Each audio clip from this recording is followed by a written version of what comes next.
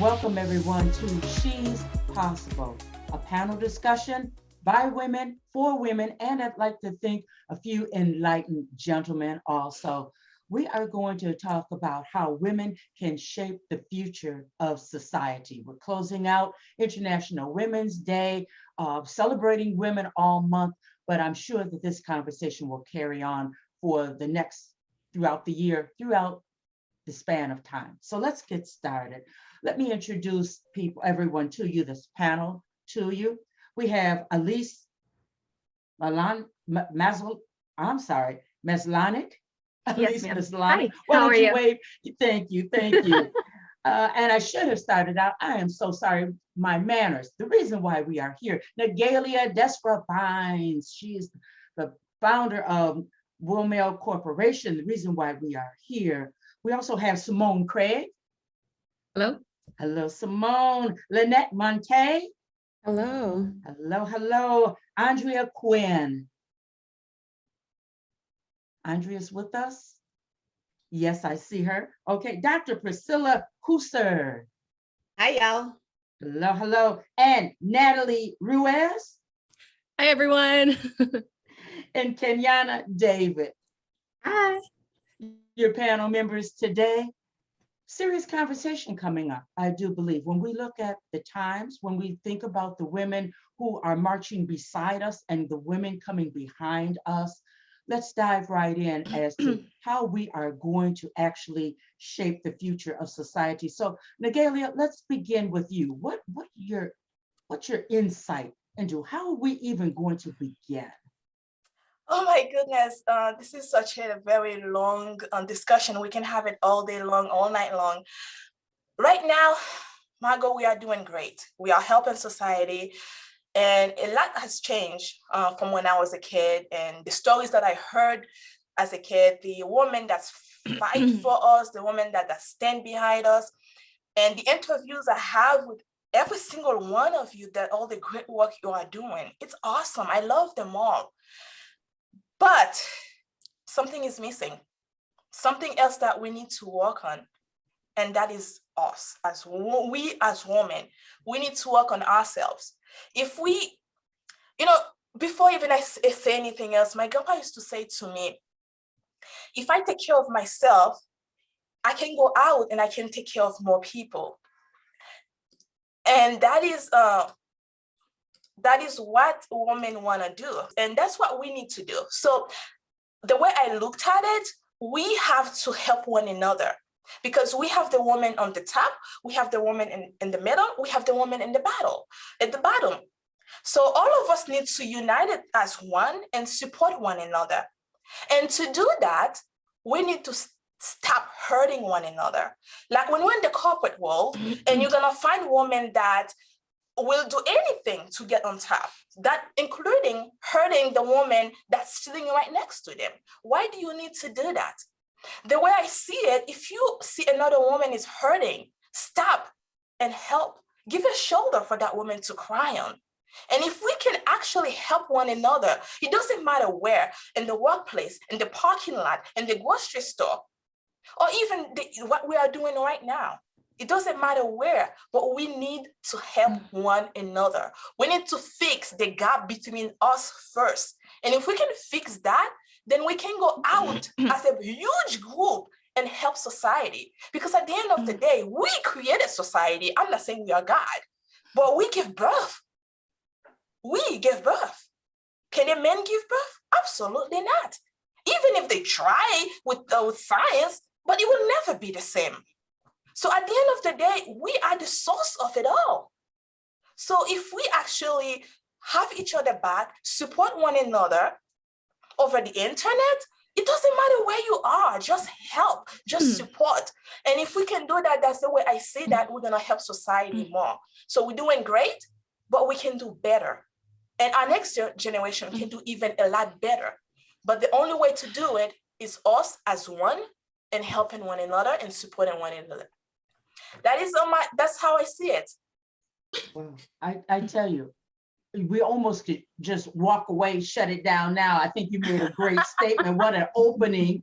We may as well call you the statesperson.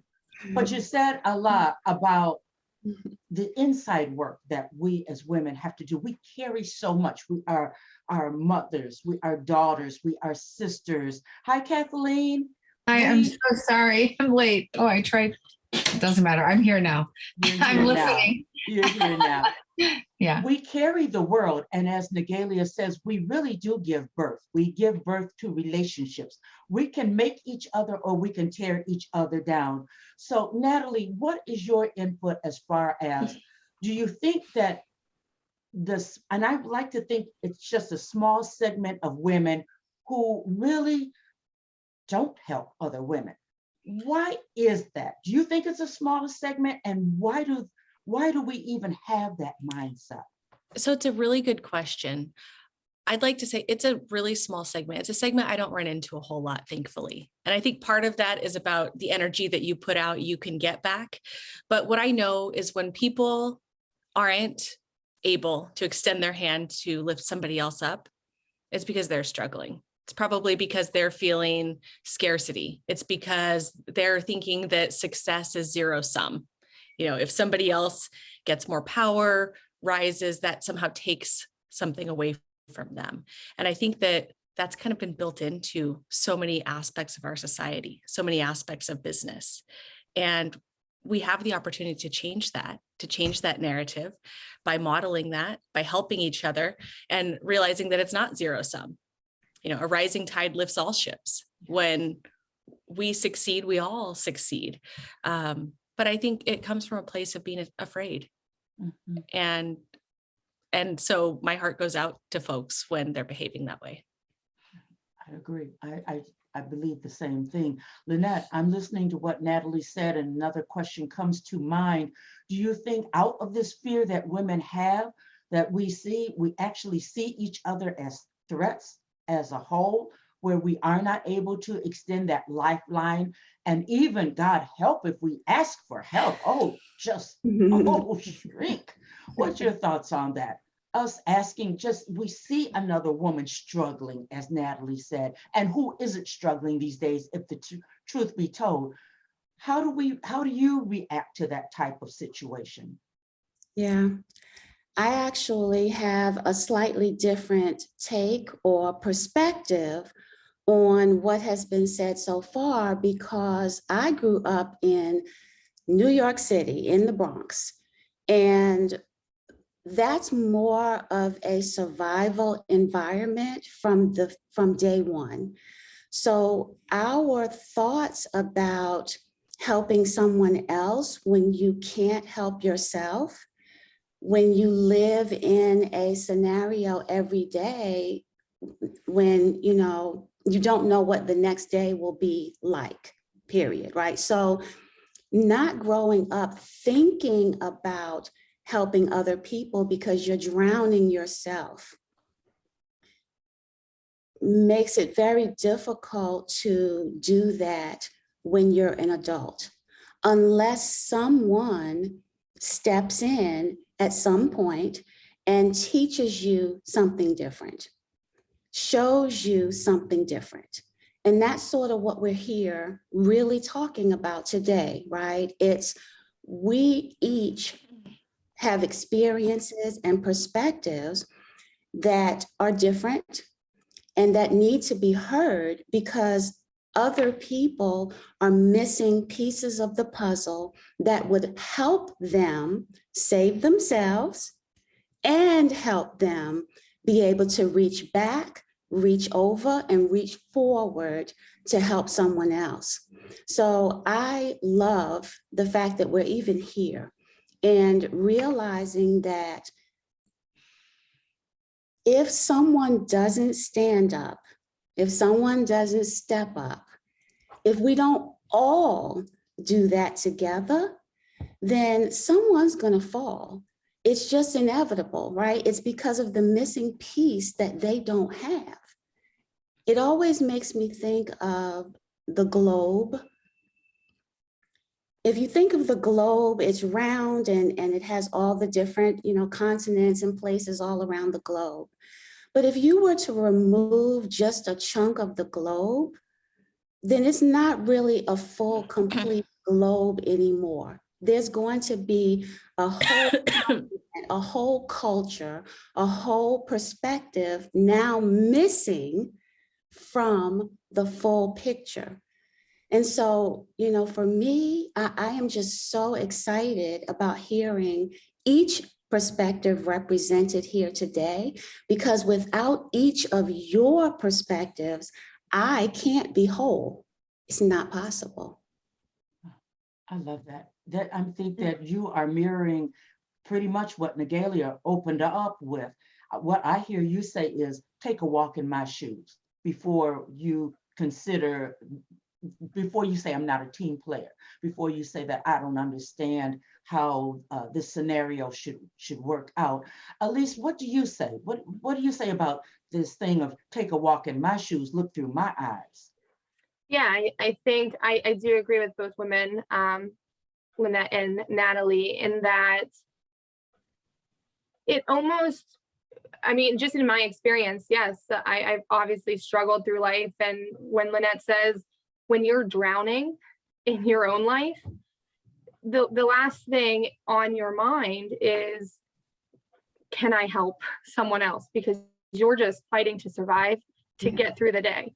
And it wasn't until, and again, if I would have gone through my life and it always been such a struggle, and I was always just fighting to the next day, it would have been hard to change. And I think until someone reaches out, like they did to me whenever I was younger, to say, okay, here's a hand up, here's what you need, you know, then it really changes your perspective, right? Of, all right, someone helped me, and I know how vitally important and what a catalyst for change that was in my life. And you realize it was something small, and you can do that and truly change the trajectory of so many people's lives just by a simple hand up. So I think it is just, you know, when you are struggling, it is really hard to think like that. And I'd like to think I was never like that, but I was, I'm sure. my mind was truly focused, just making it through and surviving. So yeah, just a hand up can lead one person to help many people. And it's just this ripple effect that, you know, transcends the world once by one kind thing. So I think we need to pay attention to how we do that. Linette spoke of the missing piece. Oftentimes when you're struggling, there's more than one piece that's missing. Dr. Priscilla, what is your take on asking for help? Sometimes we say, oh my God, that's the last thing I'm going to do. And we are struggling, but we don't want to ask for help because we don't want to appear weak or inadequate or all these other mind things that come up. But what's your take on that? Just asking for help. I'll actually take it back to just asking a question. There's a lot of times we don't like to ask questions. I mean, for me growing up, hey, and Natalia knows this, I grew up always asking questions. If I didn't know, I asked a question. If people said something to me and they thought that I should understand it straight off the bat, I'm like, I still don't get it, so I asked a question. So for me, asking for help has always been in the form of questions. I struggled through childhood, almost didn't make it through my early education. So I'm very surprised I am where I am today, right? But I didn't get there without asking a question and also asking for help. That doesn't mean every time you ask for help, people open up the doors and they give you help. That is not what happens. People give you a lot of misinformation because they can tell that you are on a path to success, to do better than them. So they kind of give you this misinformation to railroad you, but you can't let that stop you from asking for help again. Because when you ask for help, yeah, you're telling yourself, I should know this. You know, I should know this. This is simple. I should know this. But guess what? We don't know everything. We do not know everything. There's too many damn things in the world for us to know everything. So there's always somebody out there who is a specialist in that particular area, whether it's something simple or something complex. The point is that we don't know everything. And you got to swallow that pride. You got to suck it up, and you have to ask for help. But most importantly, be ready for the answer. because we ask for help and we already have a conversation going on in our head, like, why the hell are we even asking them? They don't know anything. Why am I asking them for help? They're going to put me on this wrong path. Oh my gosh, this isn't going to work. But we're not really paying attention to the words that are being said to us, to then actually put that information together to formulate the plan, to identify the actions we need to take. So yeah, we ask for help, but we have to listen and think it through, do the actions, and then take the next step. We do not know everything, and help gets each and every one of us on this panel today. We ask for help, whether we ask a direct question or we kind of slip it in somewhere. We did ask for help, whether it was small, whether it was monetary, whether it was just a hug one day when we were struggling and had a rough moment. You know, we asked for help, and that got us to where we are today. And we're going to continue asking for help to get us to our 10-year, 20-year missions. I love that. Dr. Priscilla, I think that I hear you say we ask for help, but we have to be ready for the answer. So that means when we do ask for help, we have to come humbly and be pliable. We have to earnestly consider the explanation, the information that's coming our way. That what I hear you say? Yes, ma'am. All right, wow. Ms. Simone Craig, I understand that you deal with women, finance, money, all that stuff. Sometimes money is a scary thing for women for various reasons. Scary conversation for women, men, what have you. So when it comes to this thing of asking for help, the bookkeeping, the how do I get started, the taxes, oh my God, the taxes, all of that stuff. How do you find that people approach you? Are they timid and standoffish? And do they kind of come in like, I really know, but I'm just kind of asking you? Or do they come in and say, I need help with this information? Yeah, that's a great question. It's definitely a mix of both. I find that by time someone reaches out to me, I primarily work with women. So by time a woman reaches out to work with me, she's done her homework, right? So she's kind of seen me online. She's hearing what I had to say. She's taking in what I'm saying first. And then it's usually, okay, well, maybe I can do this by myself. And then there's realizing that, yeah, you can do it by yourself, but you don't have to. And that actually maybe there's somebody else who can do it maybe better than you. So you can focus on what you're really here to do. So it's usually that. It's usually, okay, let me take in what she's hearing. I think I can do this on my own. I've grown to a point where I need help. So I'm going to ask. And I have to say, and I think this is just a human thing, maybe not so much a woman thing, but you have to be in a certain amount of pain, right? There has to be a certain amount of pain and uncomfortability that you're in to say, okay, enough. I can't take this anymore. I'm going to reach out for help. That's what I usually find where a woman is. There's some pain there, and she's like, okay, I need help. I believe, hey, been there, done that. I know all about that also. Goodness. Me too. Yeah. Well, I think that one thing, as I went through everyone's bio, what I like about this panel is that you all are open and transparent. So as my mama used to say, you're not popping your lips with your coup de grace. You are telling the truth, because that's what we all need. The women in back of us, and God knows the women beside us, we need truth so that we can move forward. Now that I feel myself getting on a soapbox, I'm going to get stepped down. Andrea, what do you say? Because it seems we all have different perspectives on this thing of physician heal thyself. So what's your take on us helping ourselves first so that we can be the medicine for society? Right. Well, first of all, what I'm hearing is that this is all about female receptivity. See, we are divine receivers, and our only job is to create. If you look at our bodies, we receive the seed, we create the child. We are the divine creators, and we've turned into the divine doers. And that's our problem. if you're going to be asking, you need to ask to receive so that you can create. And like the Dalai Lama said in 2009, he said, this world will be saved by the Western woman. He did. Google it. It's there. The Western woman. We have opportunities to come together to save this world, but we can't do it if we can't fully receive ourselves. We can't even receive a compliment.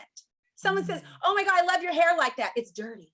You know, it's like, we don't just say thank you and take in. So when we ask for something, we're not fully receptive to getting it. We are hoping they'll give it to us instead of standing in a place of, as a divine receptor, I am able to create and receive. And when you can bring that energy to you, that in breath, that out breath is fierce, but the out breath can never be fierce if you don't take that in breath first. Oh my goodness. Divine receiver, we are here asked to create. You are and then we here. send that creation out. That's right. And that creation that we send out will be a form of energy. Is that what I hear you say? It's your power. Female creativity is our divine power. But the doing and the exhaustion is what's keeping us back, because we are in a doing state without receiving energy and receiving first. And I think that's what everybody's been talking about in their own way, is taking care of us first. You know, the medicine in ourselves. And I think the biggest thing to do is just to walk in somewhere and go, I'm here to receive. I don't know what it is, but I'm here to receive. And take that in breath and bring things to you. Mentorship, like Simone, information, wealth information, bring things to you so that you then can create and put it out in the world. I haven't heard it placed in such a way. And I'm feeling the energy behind all of this. And there was a woman on my podcast, and she really broke it down, the power of energy and the feminine power. And I really became a believer in that. And I feel that same thing with you, but she didn't break it down like that. She didn't really get into those waters. That's a fascinating conversation. But I think you're right, Andrea. We're all saying the same thing. Wow. I'm applauding you ladies right now. Okay. Let's give each other our flowers right now. Really. Let's pull in appreciation for each other. You deserve it. You deserve it. I just want to take that pause, that break. Kenyana. Yep, Kenyana. You got it. Kenyana. Okay. This thing of energy. Andrea caught me on this, and I feel it from everyone, and that is my interpretation also. When we do create and we push, and when we do take it in and we push out in our feminine power, how do you think should we be selective, or should we just parcel and piece it out? Or how do you give your energy, your information, how do you give yourself away to someone else who may or may not be struggling? It's just someone who's approached you. So that's a good question, because there's an unpacking to that, right? So for me, I completely give. Like, I'm open. I wake up open. For me, energy is everything. You know, it's you. However, I also believe in how everyone takes things in, like neurodiversity. You know, how do they learn? How do they process? How do they move through life at any given moment? I was not always as open, or maybe I was, and it looked different. But with that, I think for me, I enjoy being completely transparent. I lead by example. We talked about questions. I ask the question. I make myself vulnerable where others feel like if it's a safe, if not brave space to be in my space.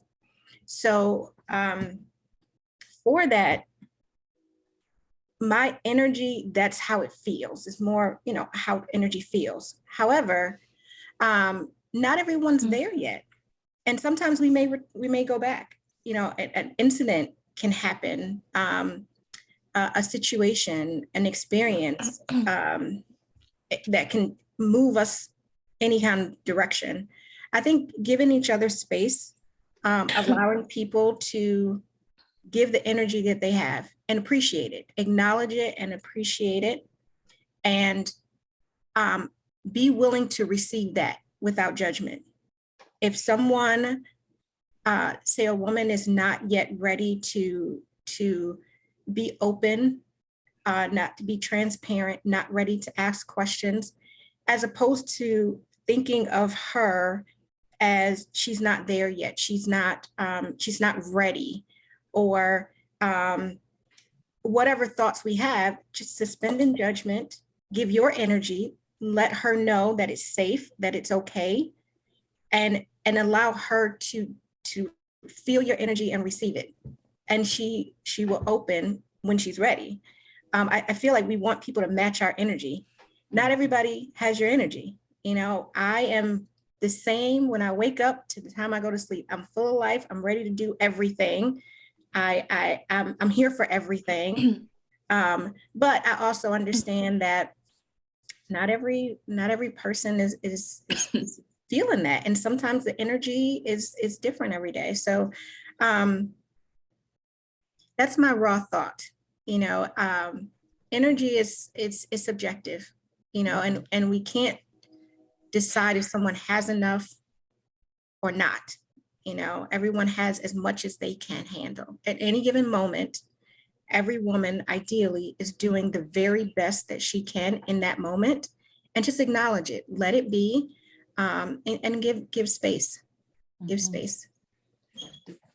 I'm thinking every woman, meet her where she is and don't judge.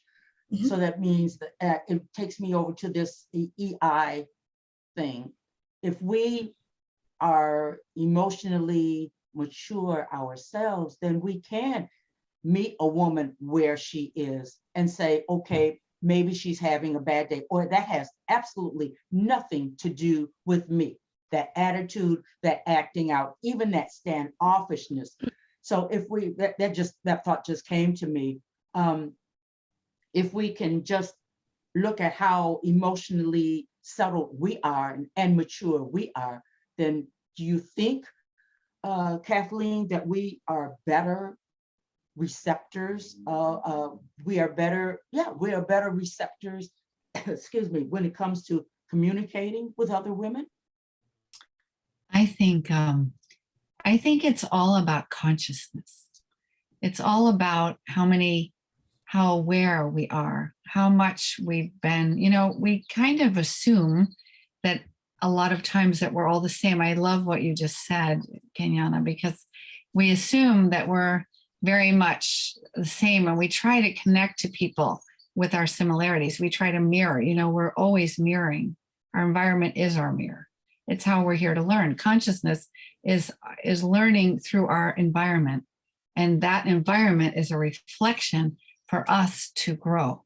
And so the first step, no matter if you're a woman or a man, is because we have male and female in us, energy in us, both, is to kind of just accept that every person's, what I love, trying to do their best, but that not everybody is at the consciousness where they realize that they are actually an energy field. Most people are thinking, I have a car, I'm the car. This is my car. And everything here is real. Like it really seems real, right? This body.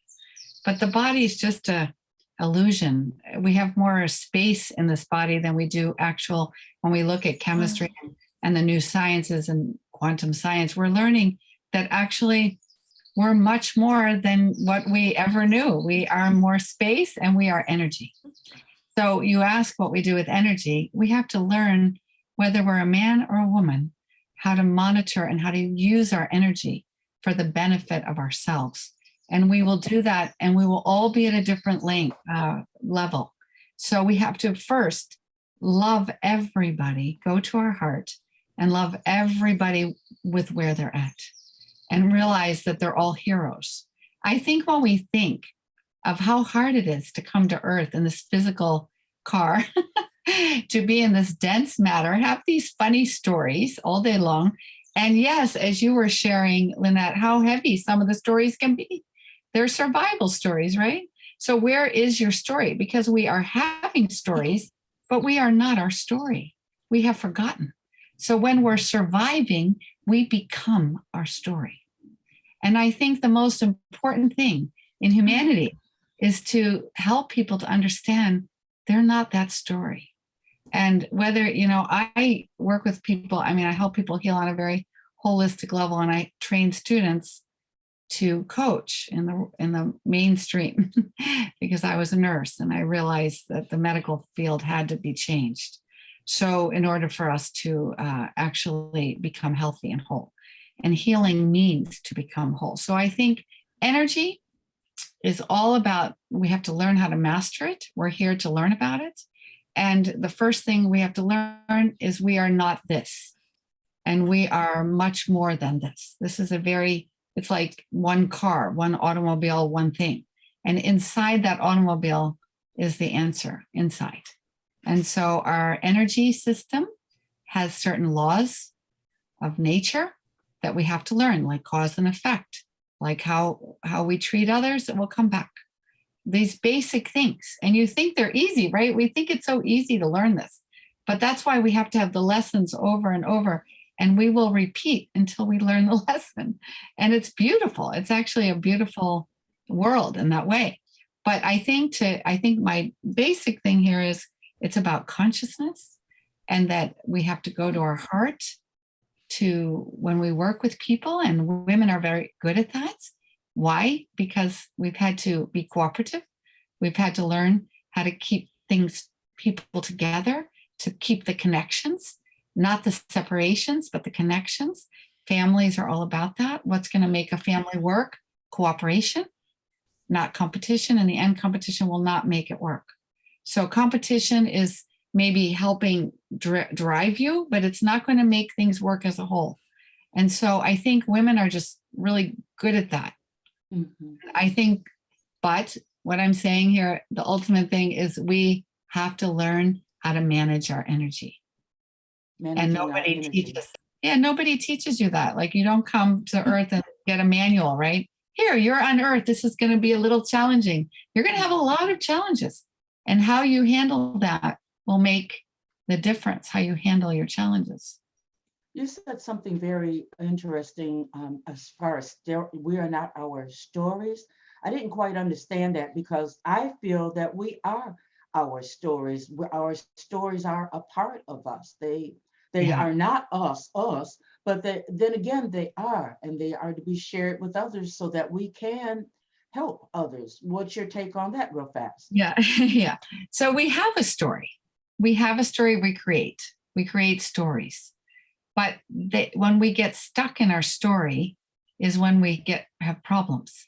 And so, because we really aren't the story, actually, that's funny, isn't it? So when you hear somebody, like when you coach somebody, you're listening to their story, or when I was a nurse and somebody came in with a story, it's not that the story wasn't important. It's very important because it's what they're experiencing. But what happens to people is they so often get stuck in it and they become it, and emotionally their frequency, they can even, so what I teach is we have belief systems that attach to emotions that attach to our stories. And if we don't get an overview of our story, belief system, emotional patterns, they're all connected, then we can't, they're like a prison. They hold us. And so becoming free is to kind of realize that you are not actually that. You are so much more than this one little relationship you're in, or this job you hate, or this whatever is happening in your life, and that doesn't mean it's not important what you're going through. That's not what I'm saying, because we need our stories. It's how we learn. Dr. Priscilla says self-professing prophecy. That is so true. Stuck seemed to be the operative word. Wow. I'm learning. This is fascinating stuff right here. You ladies, as they say, rock, really and truly. You all rock. Negalia, yes, indeed. Negalia, I'm wondering, I'm looking at this thing, going back to what Linette said, take a day in my shoes, look through my eyes, I'm still there. And it seems that the ladies have taken the conversation to understand yourself. So I know that your grandpa taught you a lot. What do you say to this thing of, we don't judge another woman because we don't know where she's stuck. We don't know where her energy is at. We don't know really where she's been. What do you say to that? I have to say, I agree with everyone on that. You shouldn't judge any woman because you don't know what they've been to. It's like even me, when I have an interview with a woman and they're probably not feeling comfortable, the face probably look a little bit, before I even judge, or they're not interested in this interview, I have to stop myself saying, I don't know what happened to her before she got where she is right now with me. But what I can do is I can change the way she's feeling right now, make her feel comfortable. Tell a joke.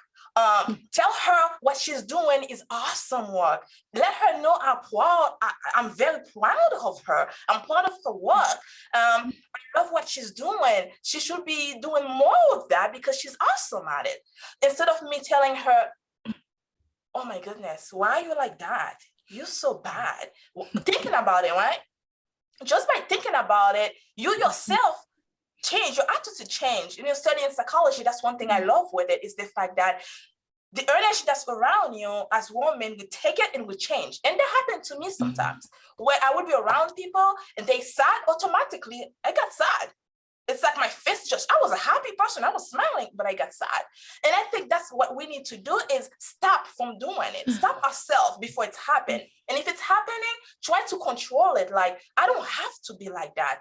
I'm around a bunch of beautiful women. They don't look happy, but I can make them feel happy. And to go to what Linette was saying is, raising in a place like that, it's bad. I'm not gonna tell you, and as a Black woman, and I understand it. But at the same time, if other women in that time standing and come and said, how can I help you, and give you a hand, you wouldn't be in that situation. The reason why you're in that situation is because other women wasn't standing up enough to say, this community is not good, and I am up here. So let me go down here and meet them and help them get out of where they are. And that's what we need to be doing. And that is the purpose of, that's what's missing. And in all of you, what you have been saying is the same thing. Yeah. We are not helping each other, and we are not helping ourselves. Because when we help each other, we help ourselves. And that's how I see it.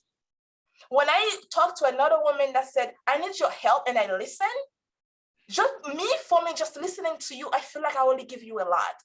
And I understand time is money, and I heard it a lot. Time is money. Even me, sometimes I say it. I will not lie. Sometimes I do say it. Time is money. But you know what? If you take 1 minute of that time, you listen to another woman, it's just, I don't know what to tell you. There's no money in the world that can pay you back for what you just done right now. Because that woman needed to for someone to just listen. That's all she wanted from you. Just listen. You didn't have to give advice. You didn't have to say anything. You just need someone to listen to her. And the fact that all of that was inside her just went out, she feels a lot better. Because sometimes I do. Sometimes I just do. Someone just listened to me. I call my mom and I just talk, and I just feel a lot better. The way I was feeling just rush away. And these little things that's the little things that we are missing. For us, for people, it's nothing, but for me, I feel like it's a lot. Because if you can give your voice, your shoulder, the hand, you can say, hey, let me help you. It's mean a lot to other women. And that's what we need to be doing, and that's what it's missing. I'm not sure if I answer your questions, Margo. But sorry, when it comes to women, I'm very passionate about it. I don't know why. And right now, my body is kind of like shaking. It's not because it's like it's something that's really close to my heart. And not only I was raised by a very great grandfather that's want to support other women, but also I watched my mom struggling with 5 kids. And that woman never stopped. From 3 in the morning Yeah. until she go to sleep at 9 o'clock, 10 o'clock at night. She's moving. And I watched her fail in business so many times and never stop trying. And it's like, when are you going to stop? You're 60 years old, mom. You need a break. Go relax somewhere. Oh, no, I got this. I got this. She always got it. For me, I look at failure as a way of learning and take that failure and go teach it to somebody else. So another woman can use that to stand strong. That's it. Tell your story, and you're not stuck. Just keep telling your story. At the end of the day, I'm looking at the time. What I hear you all say, Negalia pretty much summed it up, is that we have to constantly stay vigilant and help ourselves. We have to constantly stay vigilant and be sure to extend a hand to someone else. So in these last minutes, I'd like to go around. Natalie, I'm going the way I see everybody on my screen. I'd like to ask you, with this in mind, that we have to continue to care for ourselves as we look out for others, those beside us, those in back of us. How from this day on will you support another woman so that she can continue to lock arms with you and we can shape society? I think our most fundamental base need as humans is to be seen, really seen, heard, and cared for. And so I think about, we had talked a lot about energy and we talked a lot about our journey, but I think about us as a light, and where our attention is, our energy is. And so I think about myself as like a flashlight. I can't do it for someone else, but if I have some privilege, if I have some power, if I have a platform, if I've learned because I'm at a certain place in my journey, I can light the path and illuminate it a bit for somebody else. So I'm going to work to see, to hear, to understand, and to try to light the way with gratitude, because I so appreciate the times when somebody was willing to walk next to me when I wasn't quite there yet, without judgment, like we've talked a lot about. Got you. Linette, same question. So I've spent probably the last 30 years, I've always been an entrepreneur. So I've had very few jobs in my life. And I've spent the last 30 years in a traditional male-dominated industry. And from where I came, as we talked about earlier, I am the statistic that didn't happen, right? So on that journey, I've seen a lot of things that should not be a should placed on the shoulders of us as women. So this half of my life is now really focused on being a legacy influencer. When people talk about, I want to leave a legacy, I think that that is very admirable.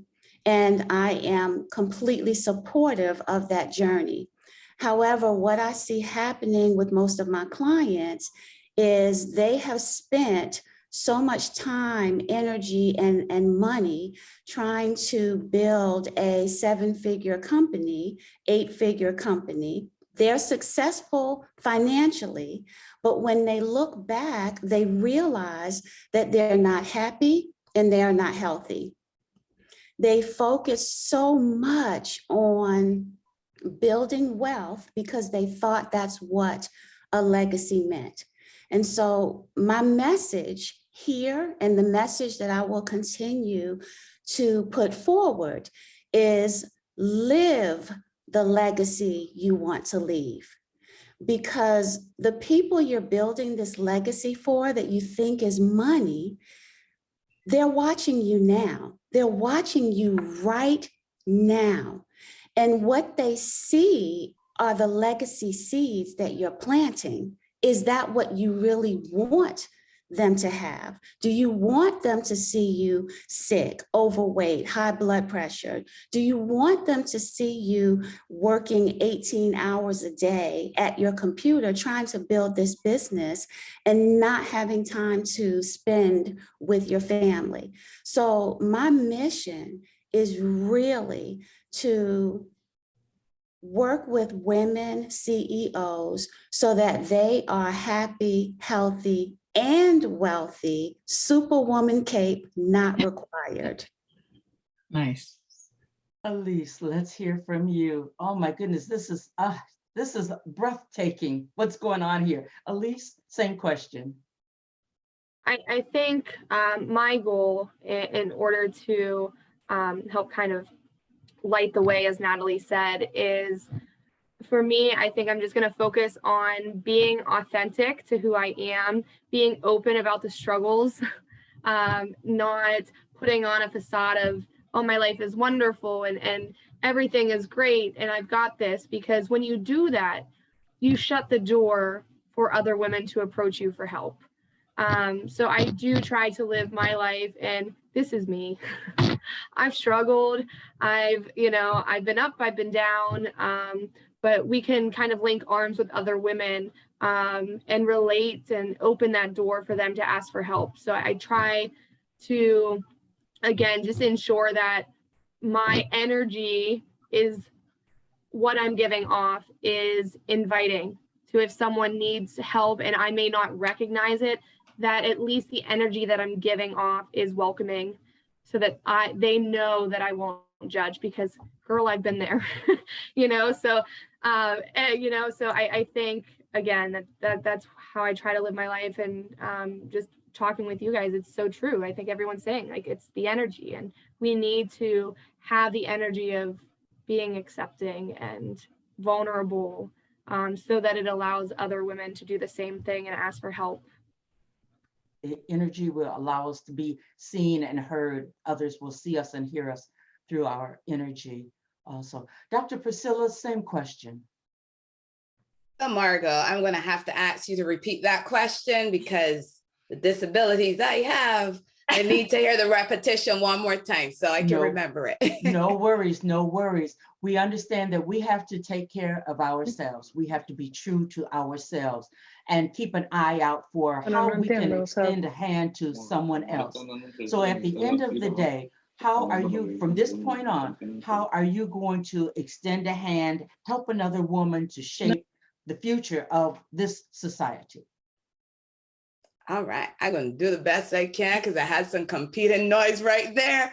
Oh my gosh, talk about paying attention. So I am me all the time. Nahalia could tell you, she met me and she's still seeing me. I tell people I walk into a room with confidence each and every time, regardless of where I am, city, state, country, always walking with confidence. Again, we don't know everything, but guess what? The person looking at you don't know what you don't know. So you walk into that room with confidence, you listen to what they're saying. They ask you a question. You don't have to go, holy shit, I don't know the answer to that question. No, you go, just give me a moment. I can come back to you with that answer. What's the best way for me to reach you? Because I want to make sure I give you the best answer for you right now, rather than feeling rushed. Some people are going to press you. So what if they want to press you? That's their problem, not yours. Don't feel rushed by someone else. You can take the time to stop and think through what it is you want to say. You do it with confidence. It's only when I came to this country, I heard about imposter syndrome. I was like, what the hell is that? I mean, we know what we know. People are telling you all the things you don't know and you're not supposed to. Guess what? It's life. Kathleen talked about coming on earth and not knowing what to expect. That is true. We are born and we don't know what life is going to bring. We don't know the path we're going to be taking, but we start to embark on that path, which means we don't know everything. Stop trying to be, the superwoman you saw on TV, and be the superwoman that you actually are. We do amazing things. We have to take the time to recognize the things that we have accomplished and stop making ourselves feel terrible about the things we have not accomplished, because a lot of those things we have not accomplished, you got to ask yourself, were those realistic for you right now at this point in your life? So you have to look at that realism.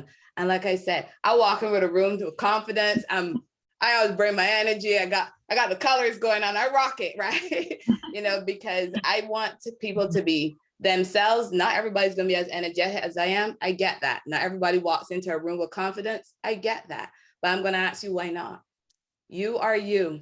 You be the best person you can be. Do not try to be me, because the world only has one of me. Don't need any more. The world needs you. You be you.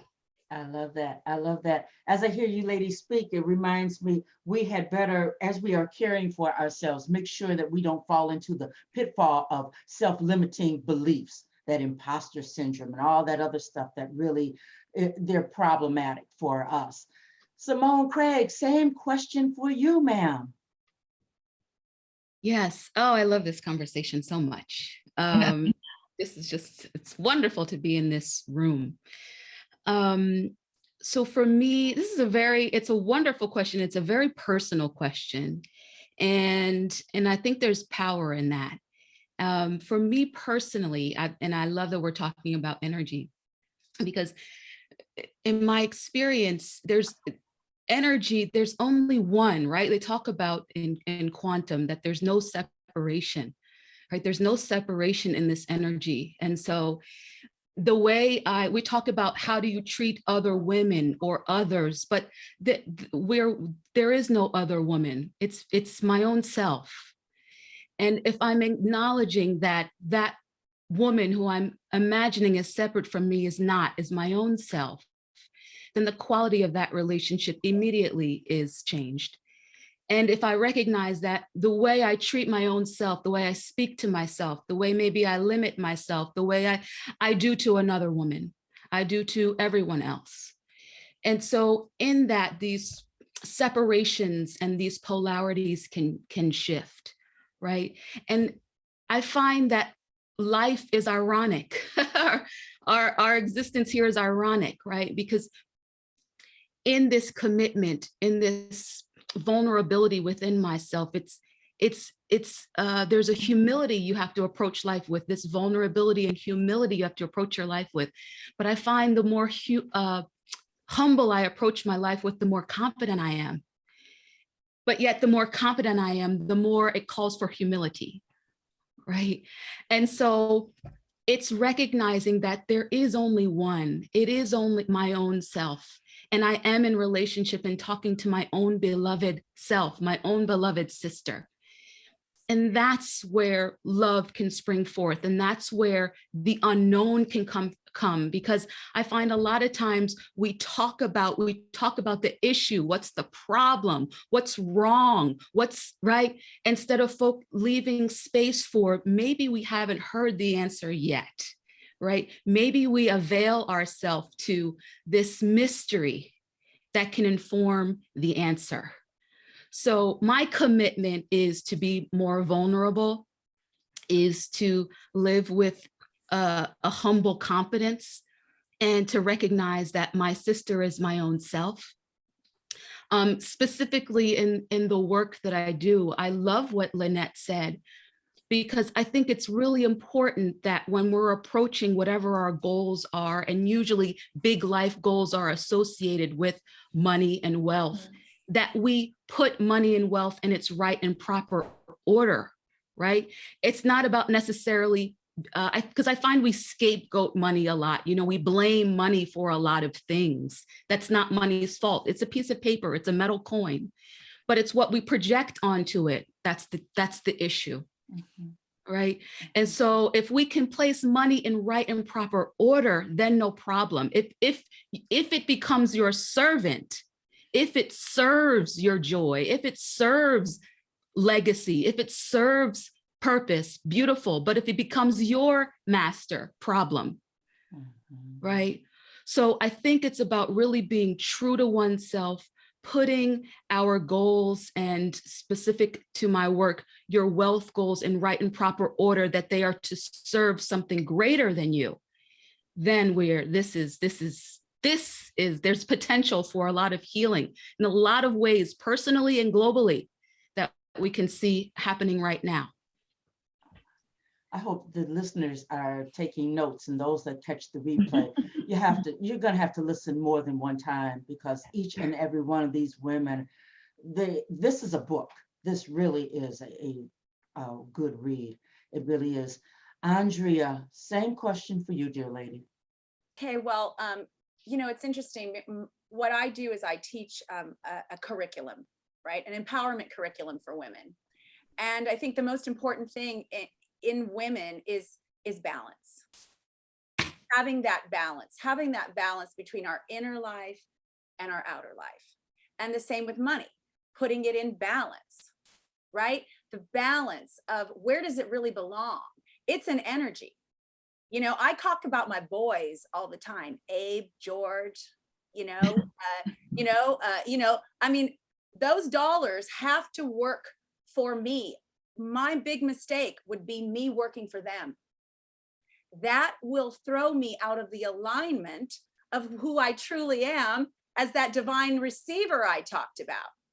Then I go into serving the dollar instead of serving my highest good, which is love, right? So for me, I think what my continued commitment to women is, number one, you know exactly everything you're supposed to know in this moment. You walked on time, you drove on time, you will divinely find out right on time what you need. And everybody else, as Dr. P said, they'll know. Just ask somebody else. Let them do their greatest, right? So I think it's about commitment to community, commitment to giving permission to ourselves and other women to be who they are in that moment. And if for some reason our energies can't align in that moment, it's okay. Give her permission to be her true self. You be your true self. And that energy will begin to heal the world without that judgment. So I think if you start valuing things like love and creativity and joy more than money, the money is going to come meet that, versus a lot of things never really, because you can't sustain. Money is just an energy, just like everything else. And so, so I think it's about, my commitment is to stay empowering women, but empowering women with permission to be their greatest self. Permission to be their greatest self, your greatest self, and that thing of balance. Oh, yes. Wow. Kenyana, same question. So my jam really is all about growth mindset, being in that space of constantly growing. So one way that I do that, helping other women and helping myself, is, every day pouring into one woman. It could be my youngest woman, who's 8.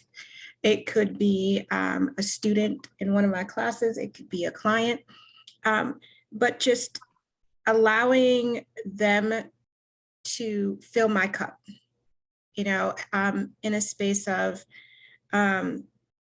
helping me grow with what I don't know, what I don't yet know, what I don't remember, and having a conversation where it's a back and forth. There's dialogue. We're both filling each other's cup. And it's something that I've been doing for a while, one conversation every day. It could be a 5-minute conversation. It could be an hour conversation. I don't put limits on it, but it helps them and it helps you. And sometimes you don't even know that you need help. You just need something. You might need that energy that you don't have, or you might need something. But every single day, I learned something that I just didn't know, or something that I didn't know that I knew. I was like, oh, I remember somebody saying something like that, and allowing them to give their perspective, allowing them to be super in that moment. And just being very vulnerable and transparent. And the funny thing about it is, I'm an introvert. I'm a very private person. I'm transparent. I'll answer any question, but I won't initiate the conversation. However, having conversations with other women allows me to be my authentic self and to be transparent, and be in that safe space, create that safe space for me, create a brave space in some cases, and for them as well, especially with younger women. Some of my students, they're getting there, they're getting there. And sometimes that conversation, a few minutes before class or a few minutes after class, or a Loom video just to say, hey girl, hey, how are you doing? It's helpful for everyone involved. So that's for me, staying in that growth mindset, and allowing myself intentionally and deliberately growing daily. So that's me. Gotta keep growing. Or you'll end up like a piece of stale bread. Gotta keep growing. Gotta keep moving. Keep it pushing. Thank you. And Kathleen, we'll end up with you. Yes. What say you, dear lady? I would like to say that you're all just such beautiful souls. Thank you for being here with me, and thank you for the invitation. It's lovely to meet you all. I think the most important thing that I do, or that my reason for coming to planet Earth, is to help with the awakening that is currently happening on the planet. It's a very divine, special time we're in. People think it's just like any other time, but it's not. This is a very unusual, very beautiful moment. And so I just try to help people to realize how spectacular it is to have this opportunity to be here on planet Earth at all, and to use every minute to grow. Yes, I think we've said that right now, to grow. But I help people heal holistically, to realize body, mind, and spirit and emotions are all connected. And to realize that the more connected we become, that can only happen through the process of grounding our light in the human body. And I love to help people fall in love with themselves, and particularly to fall in love with their body. It's such a beautiful, beautiful thing, but also to be able to put their crown on and realize they're worthy, like that every human who agrees to come here to Earth and go through all this is like amazing. We are just amazing. And when you realize how amazing we are for even willing to come here and go through all this for this ascension moment, it's just, you pinch yourself and you realize, thank you. I'm so grateful. So that's what I do. Once again, I applaud you ladies, each and every one of you, your transparency, your honesty. I feel the energy and we are going to help someone else. We are going to change the world. This small, how many of us are here? We have the power to make major differences and strides. And I believe before the end of the year, we will have changed someone else's life, the trajectory. She will understand she's possible. So that's what this forum is all about. Thank you, Natalie. She didn't tell me to do this, but I want to make sure that everyone goes to WomELLE, WomELLE.com. Be sure to get a copy of this the magazine, the March issue. You're talking about amazing. It is going to be amazing. And when women come together, the energy is bombastic and magic happens. And we are all better because we've been together today. So yeah. I bow and I honor each and every one of you women. And thank you, those of you all who are listening in and who will listen in. That's the beauty of live stream. That's the beauty of podcasts. It's evergreen. Somebody 2 years from now will run across you ladies and say, wow, that was phenomenal. So I want to thank you. Thank you so very much.